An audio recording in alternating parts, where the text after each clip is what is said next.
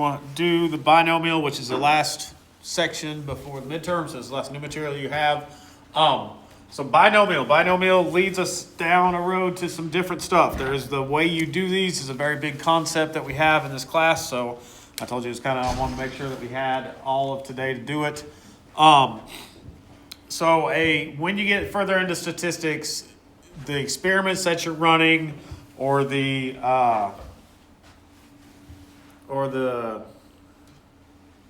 type of data that you're collecting, based on that, you can start to fit these different molds, okay?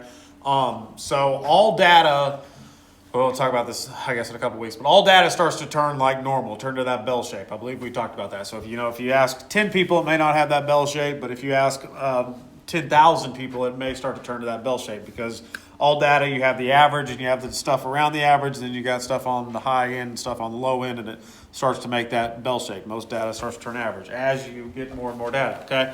So like that, the data starts to turn into these different things, and if you can turn it into these different things, then you have all these different properties that go along with it. So we're talking about probability and all the different probabilities. There is a probability experiment that is called binomial, and I guess I'll go through the definitions first because I think they'll make more sense. We have the calculator. The calculator is going to do this for us. But what I'm going to do today before we get into the problems is walk through the formula and do one by hand, because it makes sense to do this by hand. Like math wasn't invented to torture you. Like when you walk through this formula, it kind of just makes sense of how they came up with it. So just some definitions here to start.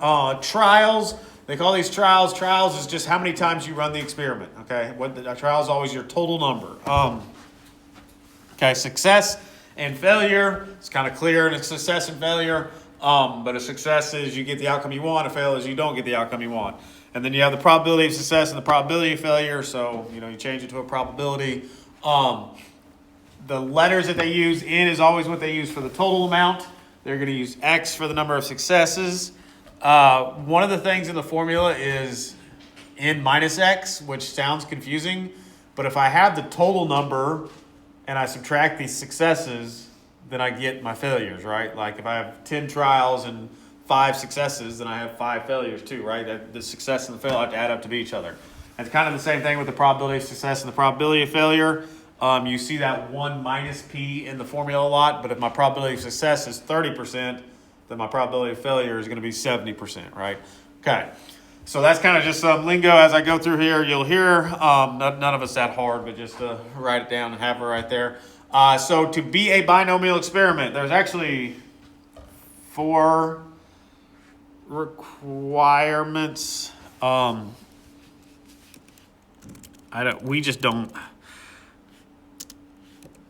just don't talk about the fourth one very much, so I didn't write it. But to be a binomial experiment, the first rule is that they have to have a set number of trials. Okay, I don't ask y'all to figure out what's binomial and what's not, so you don't really need to know how to do this, but it kind of makes sense as we're going through it. So you have to have a set number of trials. So for example, if I say I'm going to roll a die until I get a 5. Well, I may roll a die 3 times and then get a 5, and she may roll a die 10 times and get a 5. So like we've changed the total amount. So that doesn't work. What we'd have to say is I'm going to roll a die 10 times and count how many 5s I get, okay?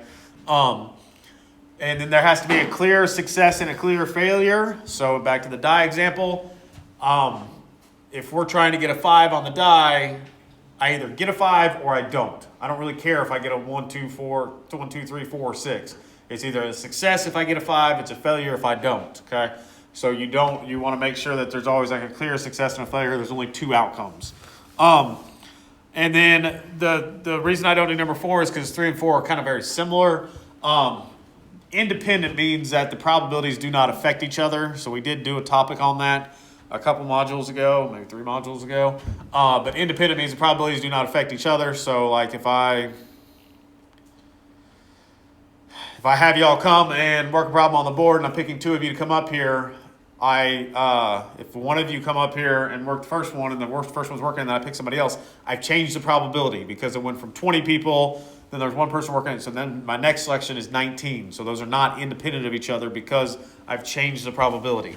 So, but that kind of goes along with number 3, which the probability doesn't change for each trial. Okay, every time I roll a die, the chance that I get a 5 is 1 out of 6. That never changes. So I couldn't do the board example because that would change the probability on that. So what they say, and we've seen this, but replacement, like if we replace the card back into the deck, I don't change the probability. But if I draw a card and I leave it out of the deck and then draw another card, I've changed the probability because it's 52, and then I took one out, draw another one, is 51, right? Okay, so I don't ask you to figure out if it's binomial or not, but that is kind of a key thing here. So here's my little example that I like to do in class, and now we're going to come up with the formula.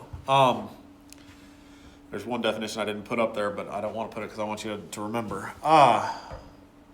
We're going to come up with the formula. Again, math wasn't invented to torture you like it was. There's a reason for it. So suppose that you wanted to see how often airplanes leave on time, right? So you read that they leave 60% of the time, and you don't believe it because every time you go fly somewhere, it gets delayed.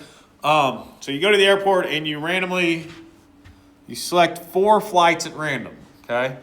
What's the probability that 0 planes leave on time, or 1 of the planes leave on time, or 2 of the planes leave on time, okay? All right, so first of all, is this a binomial experiment? We have a clear success and failure, right? I guess I can go in order. There's a set number of trials because I'm going to choose 4 flights at random, right? I'm going to choose 4 at random, so we're good there. Clear success and failure, right? The plane either leaves on time or doesn't. There's not really another option there, okay?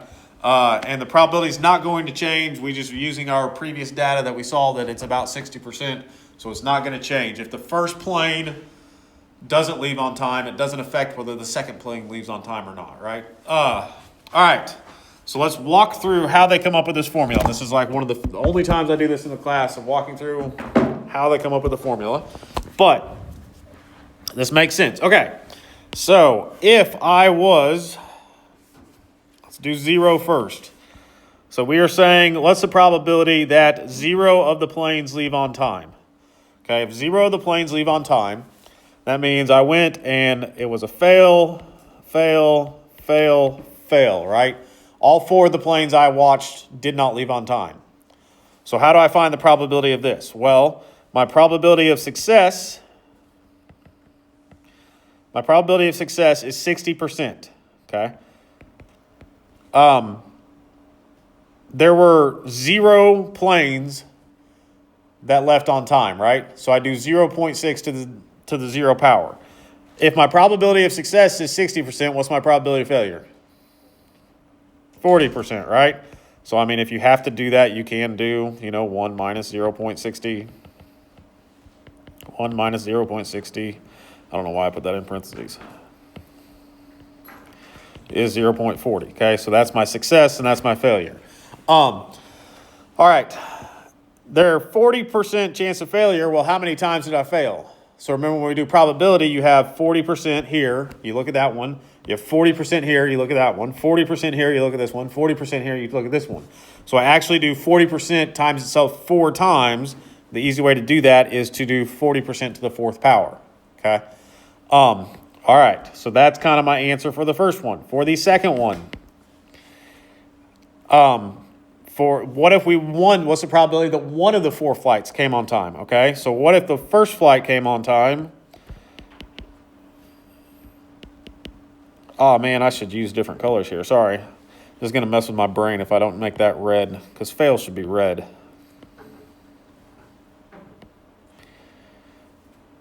I know, I'm silly, but I got to do this stuff. So success should be... Okay, so on this one, using the same idea, my probability of success is 60%. Well, there's 1 flight that was on time, right? What's my probability of failure is 40%. Well, how many planes were not on time? If 1's on time, how many are not on time? 3, okay? So without writing all these out, we can just do... That's what that n minus x is in the formula. We're doing 4 flights minus the 1 success. The 1 success, so there are 3 failures, right?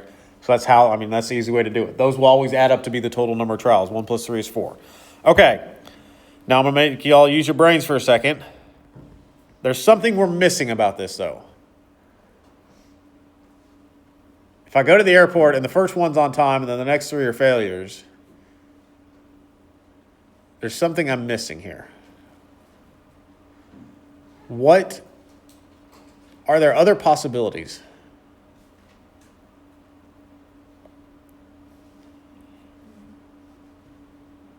What's another possibility?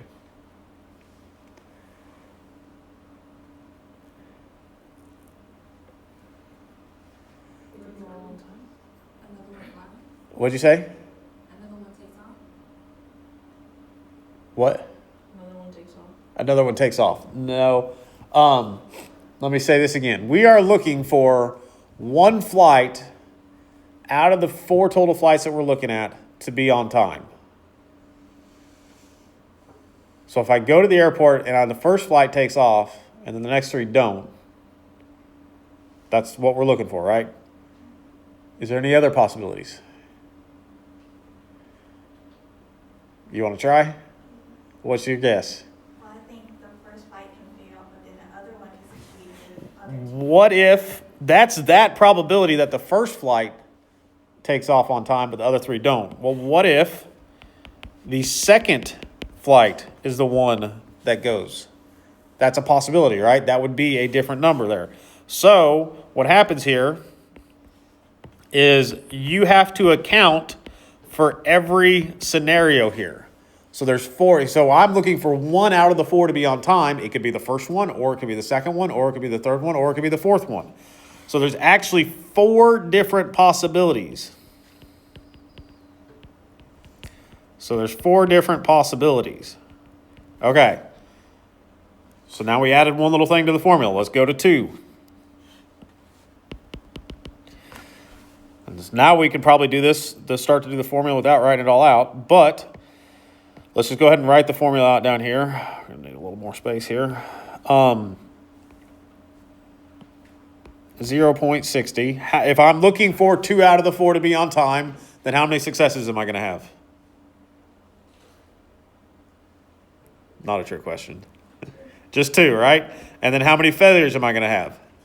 2, because those always added to be 4. If I have 4, I have 2 successes, I have 2 failures. Okay. So now, if we start to go through all my options here, it could be the first and the second. It could be the first and the third. It could be the first and the fourth. It could be the second and the third. It could be the second and the fourth. It could be the third and the fourth, right? So the first and the second could be on time, or the first and the third could be on time, or the first and the fourth could be on time, or the second and third, or the second and fourth, or the third and fourth. So how many is that? 1, 2, 3, 4, 5, 6. So this is 6 possibilities. So I do 6 times that number. So the probability of one of them is happening is 0.6 to the second, 0.4 to the second, but there's 6 different possibilities that I have there, so I have to multiply by 6. Now, I do not want to have to do that every single time. So how do I, using what we've done previously, what is an easy way when you have a total amount and then you're choosing how many different possibilities there are out of a certain amount? Does anybody remember that?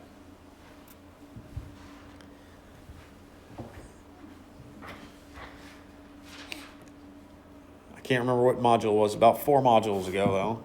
You have a total amount.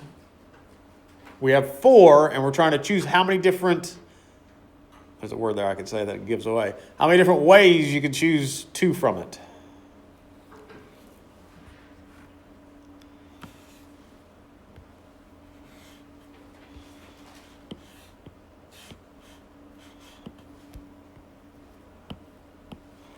Anybody?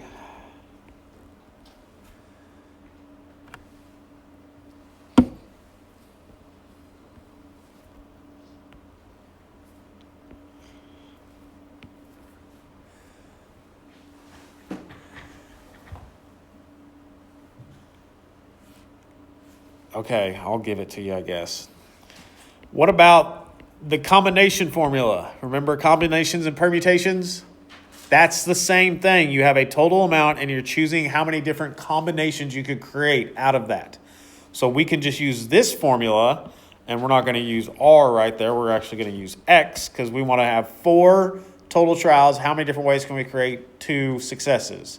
So that is how you do that without having to draw them all out and count them. So if we do x equals 3, instead of writing those all out, we would do 0.6 to the third power. How many failures do I have if I have 3 successes? 1, right? It always adds up to be 4. And then for this, we can do 4. 4 combination 3. Because that will tell us how many different successes we have, how many different combinations we can create. And then x equals 4. You do the same thing, 0.60 to the fourth, 0.40 to the 0 power, because there's 4 successes and 0 failures. And then we do 4 combination 0. Okay? If you go back to the first one, I didn't worry about the combinations here because there's only 1, but technically you would do 4 combination 0. Oh, this was 4 combination 4, isn't it? Sorry. Total number of trials, 4 successes. This would be 40 times 0.60 to the 0 times 0.40 to the fourth. Okay. So our formula for binomial is the combinations. That tells you how many options you create. The probability of success to the number of successes times the probability of failures to the number of failures, which you do the total amount minus the successes to find the failures. So this is how the formula is derived. And again, it's not there to torture you. Like it does make sense in your head. Okay. Now, let me actually go do a topic real quick. All right. So when it says exactly a binomial experiment with probability of success is 0.5, I don't want to do 0.5 because that gets confusing. Let's do that. A binomial experiment with probability of success is 0.85 and n equals 7. What's the probability that the experiment has exactly 5 successes? When it says exactly 5, it unfortunately is easier to do that formula. Okay. So to do that formula, I would say, okay, I want to figure out the different combinations. So 7 combination, exactly 5 successes, times the probability of success to the number of successes, times, if my probability of success is 0.85, what's my probability of failure? If you don't know, we could do 1 minus. If y'all can't do that in your head, that's fine. 1 minus 0.85 would be my probability of failure. So if I have 7 trials, 5 successes, then I'm going to have 2 failures, right? So that, when it says exactly, it's actually easier just to do that formula real quick. The combinations times the probability of success to the number of successes times the probability of failure to the number of failures. Okay? So that is, we'll just solve it. But yeah, 0.210. So when it says exactly, it is easy.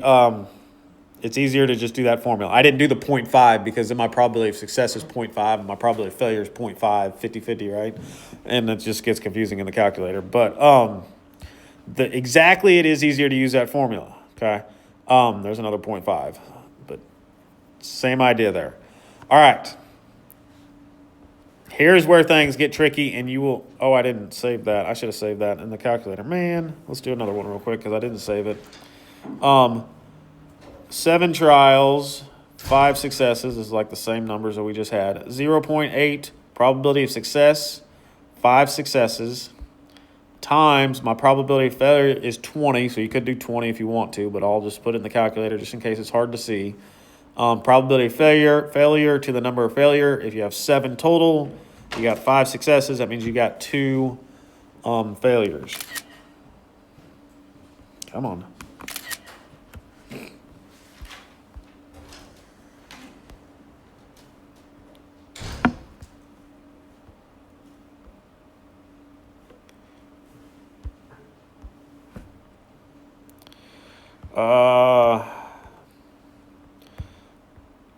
So on this one, I'll put that later.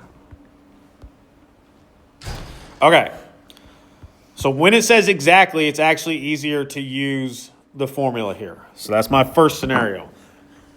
There are, I said 4 different scenarios, but there's actually 5 because exactly. There is a button in the calculator that helps us do this. But the issue is The calculator defaults to, clear this right here, this button right here. So you see this button right here. This calculator has a less than or equal to sign in it. And you cannot change that sign. All right? You cannot change that sign. So that creates a little bit of an issue here. So if you have, so on this scenario right here, the total number of trials is 8. The probability of success is 0.65. And it says find the probability you have 5 or less successes. That's easy in the calculator. So you just put the n in first. See if I can write on this. I think I can. So you just put the n. I'm looking at this right here. You put the n in first, and then you do the p, the probability of success, and then you do less than or equal to 5, which matches x or 5 or less, right? So what you want to do here is just put it in. This one's easy. When there's 5 or less. Now, what I wrote out right here, just so we can talk about this, this is all the different scenarios. Okay? I could have 0 successes, or I could have 1 successes, or I could have 2 successes, or I could have 3 successes. So I could have 8 successes, right? So what I want to find here, I want to find 5 or less. So I want to have when I have 5 successes, or 4 successes, or 3 successes. To make you appreciate technology before calculators, I believe I had to do this. You would actually have to go use that formula and find what happens when it's 5, what happens when it's 4, what happens when it's 3, 2, 1, 0, and add them all up. Okay, so this calculator just does 5 or less. Now, in the next scenario here,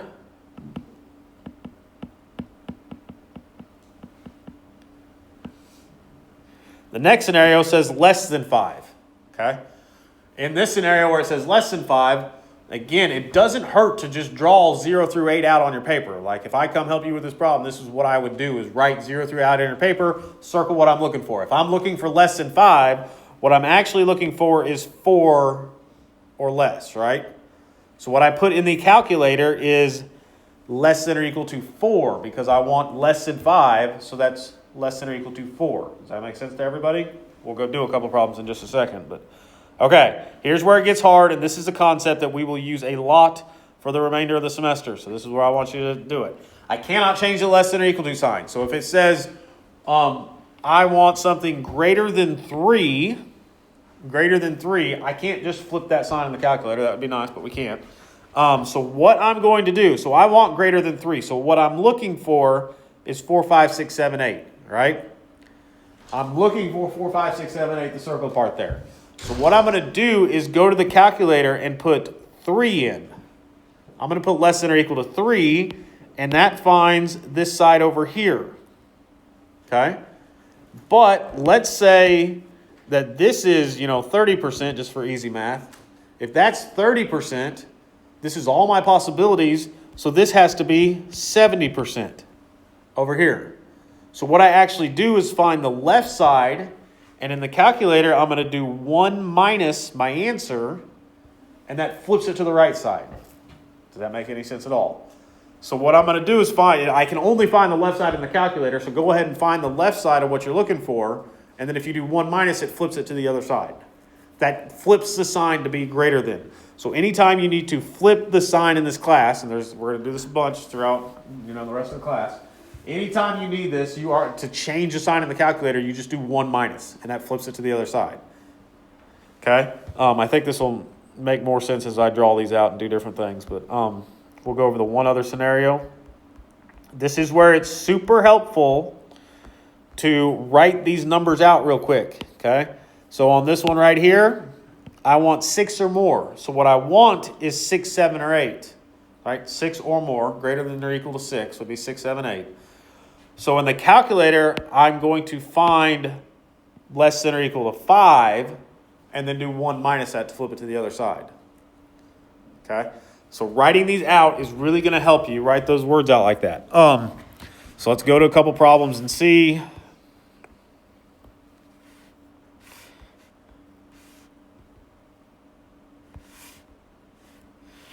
All right. Problem is I'm going to want the calculator too.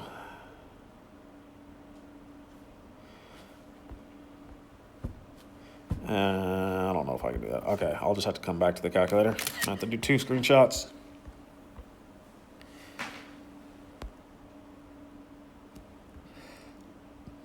Okay, so for this one, let's figure out, and then we'll go back to the calculator. We're starting off with a hard one, 9 or more, okay? What I want is 11. So that's kind of a big number to start with, but I'm going to write 0 all the way to 11. And then I'm going to say, okay, I want 9 or more. 9 or more would be, that's what I want, right? But I cannot just put that in the calculator because I can't change that sign. So what I'm going to put in the calculator is less than or equal to 8. Okay, so I'm going to put in the calculator the probability of B 11, 0.61, and I'm going to do less than or equal to 8. That's going to find how much my probability is all the way to here, and then I do 1 minus that number, and it will tell me my answer, because that will flip it to the other side. So if this is, if this is 80%, then I do 1 minus that. This has got to be 20%. Let's go actually put it in the calculator. I'll pause on the calculator because it'll be the same thing.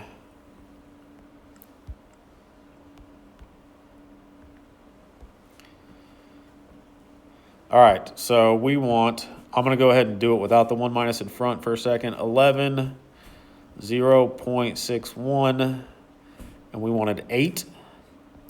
So that's 87%, okay? So if I do less than or equal to 8 is 87%, then 1 minus that, 100% minus 87% is about 13%. Okay? You can do this all in once. You can just put, okay, I need to flip that sign, so I'm going to do 1 minus. The hard part is that it says 9 or more successes, so I have to put less than or equal to 8 in there. That's why I'm saying, write out the numbers and find that, and it makes it so much easier. Okay? On all of these, it's going to just make life a lot easier.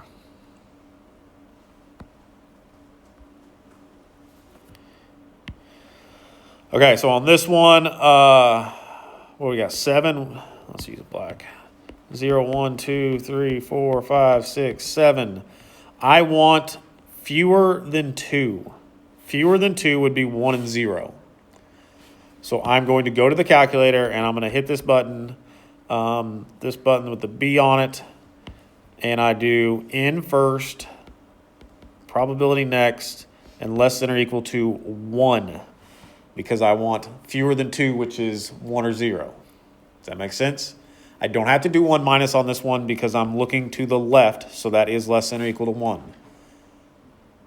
Okay, the calculator only finds to the left, so if I ever got to go to the right, I flip it to the 1 minus. To flip the sign, I put 1 minus.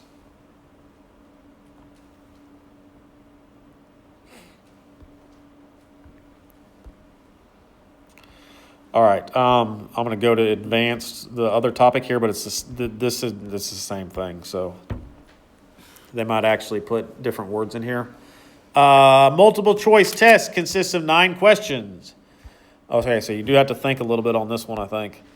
Each question has answer choices A, B, C, D, E, and only one of the choices is correct. If a student randomly guesses on their test, just Christmas trees it, what's the probability they get more than 2 of them correct? All right, so first of all, there's 9 questions. So how many could they get right? They could get 0 right, 1 right, 2 right, all the way up to 9 right. All right, I want 2 or more. No, more than 2. Not 2 or more than 2. So I want 3. Okay? So in the calculator, I'm going to go put this one in.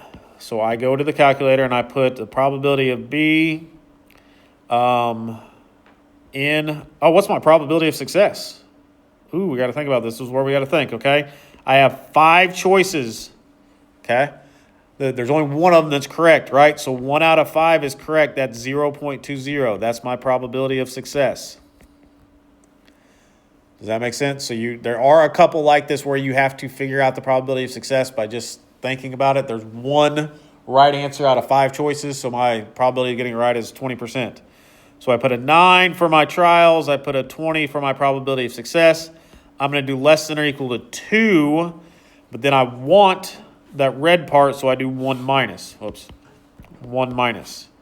And I flip my colors there. I hate when I flip my colors like that. But I think that's going to mess with my head. Is it going to mess with my head?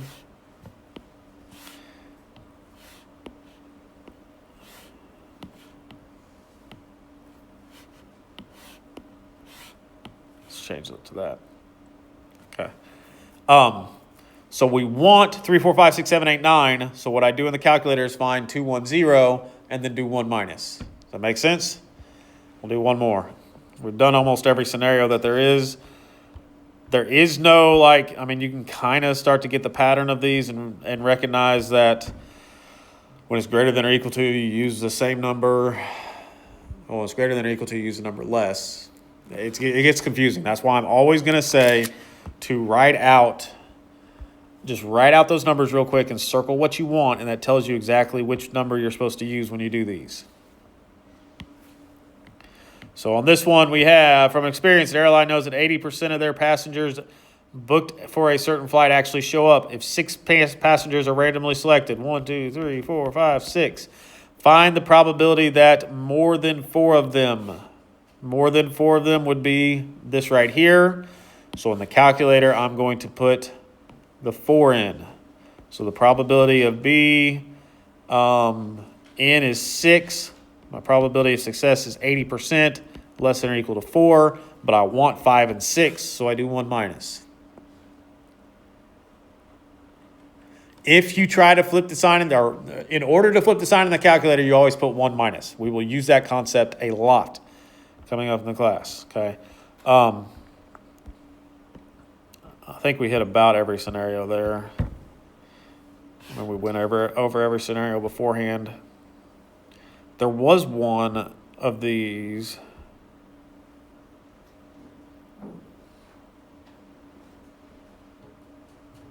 I thought that tricked you a little bit, but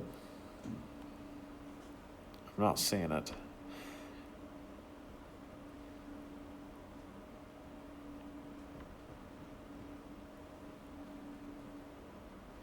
At most 5 would be less than or equal to. So the words at most means less than or equal to. I think we talked about that. All right. The last topic in this section is, if we need to keep doing those, we can. But the last topic in this section has to do with the mean and the standard deviation of a binomial experiment. Unfortunately, the calculator doesn't do this for us, but the formulas are not super hard. So to find the mean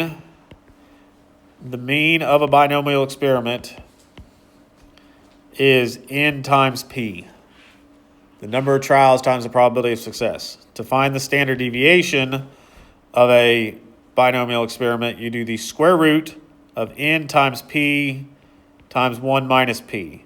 So the number of successes times the probability of success times the probability of failure. And you do the square root of it. Okay? So a machine that manufactures automobile pistons is estimated to produce a defective piston at 3%. Suppose that the estimate is correct and that a random sample of 80 pistons is produced. Estimate the number of pistons in the sample that are defective by the given mean. So if I sample 80 and about 3% of them are defective, I get my answer right there. 80 times 0.03 would be, what, 24 or 2.4, I mean? 2.4. Okay. So every time I sample 80, about 2.4 of them are going to be defective. For the standard deviation, I do the square root of 80 times 0.03. If 3% of them are defective, how many are not defective? 97, right? So you can kind of do that in your head, but yeah, that's 1 minus 0.03 is 0.0 or 0.97. So 80 times 0.03 times 0.97, and then I do the square root of that, and I get 1.53. Okay. We talked about this way back in standard deviation in like the 4th module or something. But the idea behind this is if I take the mean plus the standard deviation,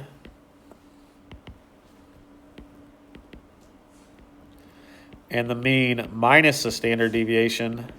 I'm doing that in the calculator. 2.4 minus 1.53. This numbers, we could say about every 1 to 4 in 80 is going to be defective, okay? So if I sampled 80 on Monday, somewhere between 1 and 4 of them are going to be defective. If I sample 80 on Tuesday, somewhere between 1 and 4 of them are going to be defective, okay? So that kind of gives you a good idea of how many are going to be defective right there. So that is the formula for that. It's super easy to do in the calculator. I'll show you that real quick before we finish this up.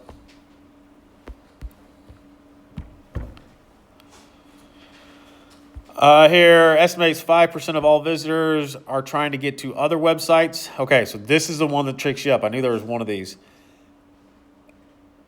I'll read the question, since this is the one that messes with you. Not all visitors to a certain company website are customers or potential customers. In fact, the company's executive estimate that 5% of all visitors are looking for other websites. It puts it in italicized, so you know that's kind of important. Assume the estimate is correct and that a random sample of 40 visitors on the website is taken. Now, when I read part A, estimate the number of visitors in the sample who are actually looking for the website. So if 5% are going to the wrong website, how many are actually trying to get to that website? 95, right? So my probability of success here is 95% because we want to know how many people are trying to get to our website. So for my mean, I actually do 80 times 0.95, okay, or 40, I'm sorry, 40 times 0.95. So my mean is 38. And then for my standard deviation, I would do 40 times 0.95 times 0.05. Probability of success times probability of failure times the total number. And I get equals. So be careful on that one. They give you the percentage for the failure and then tell you to find the number of successes. If that makes sense.